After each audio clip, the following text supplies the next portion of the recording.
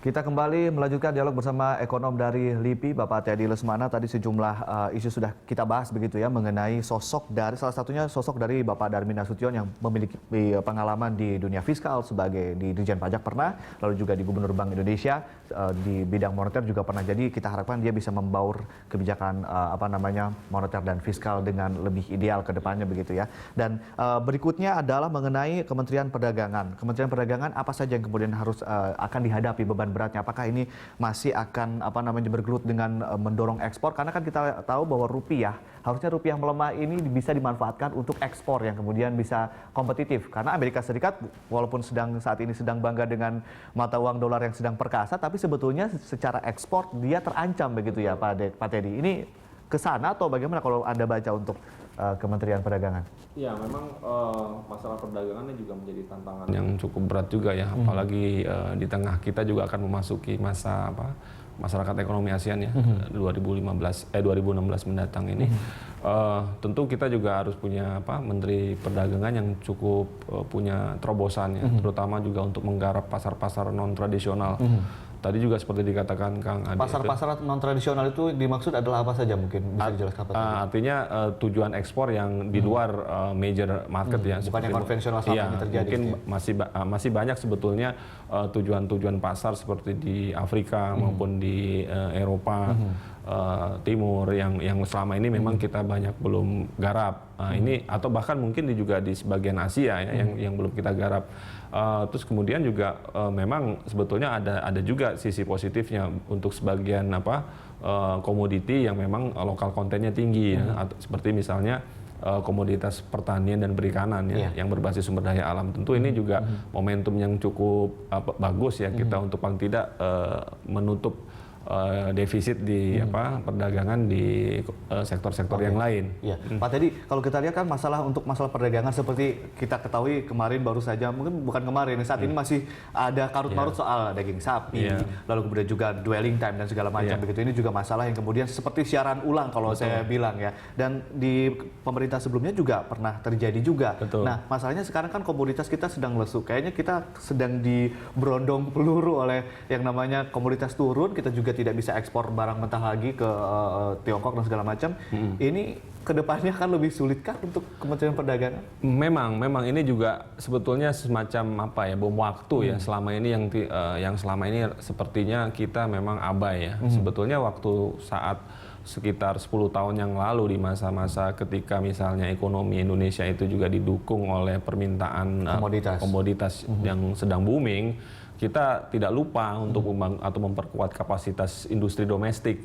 Cuman sekali lagi memang sepertinya kita memang lupa. Nah, saya harapkan sih dengan momentum yang ada sekarang ini tuh ada yang bilang seperti hukum Sadly ya, di mana bad times lead to the good policy, dan itu kita harapkan memang betul-betul akan terjadi saat ini, sehingga paling tidak kita belajar dari kondisi yang sulit ini untuk mempersiapkan diri secara internal ya, sehingga misalnya mengembangkan industri kita lagi yang selama ini terus terang tidak tumbuh secara signifikan. Oke, kalau kita lihat sosok dari yang disebut-sebut akan menggantikan Menteri Perdagangan Bapak Thomas Lembong ini kan punya background, kalau tidak salah memang backgroundnya di dunia finansial begitu ya. Ini bagaimana menurut Anda? Apa potensi dari beliau yang kemudian bisa digunakan untuk mengoptimalkan kinerja Kementerian Perdagangan?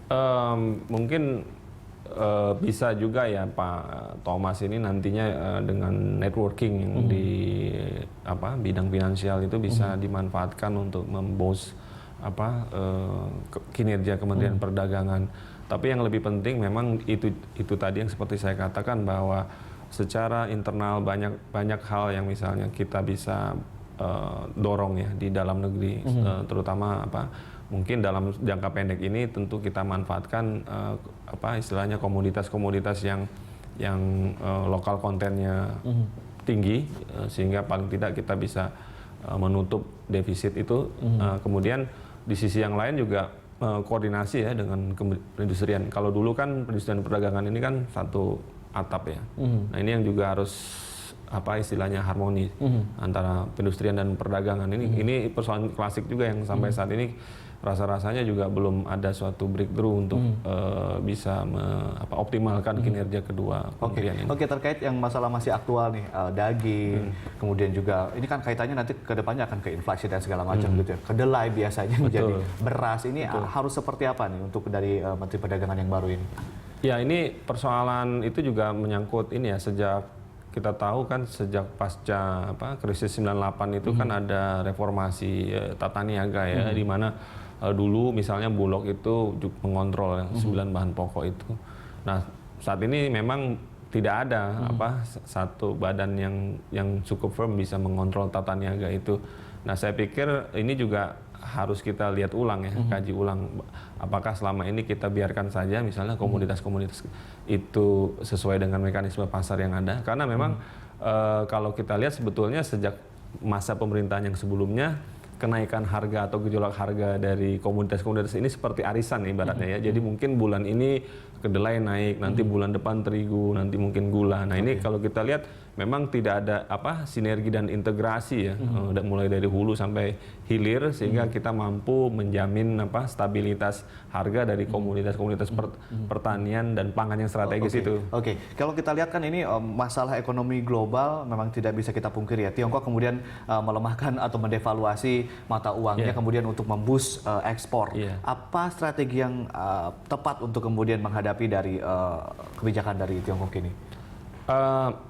Pertama mungkin kalau kita lihat kan belakangan ini pemerintahan Presiden Jokowi kan cukup dekat nih ya dengan Tiongkok gitu ya. Mungkin kita bisa katakanlah mengisi slot di mana misalnya Tiongkok memerlukan barang-barang dari kita ya untuk bahan baku dari produk-produk mereka ya. Itu mungkin bisa kita boost untuk jadi artinya ketika mereka akan memboost ekspor, kita harus cari celah justru untuk bukan melawannya tapi kemudian memanfaatkan link yang selama ini terjadi begitu ya. Karena memang China nampaknya punya kepentingan untuk tetap mempertahankan daya saing ekspornya ya, daya saing komoditasnya di pasar dunia. Baik Pak Teddy, masih ada beberapa hal yang ingin kita bahas tentunya dengan beberapa profil dan juga beberapa posisi yang baru. Nanti kita setelah jeda yang satu ini akan sambung lagi, dan pemirsa tetaplah bersama kami.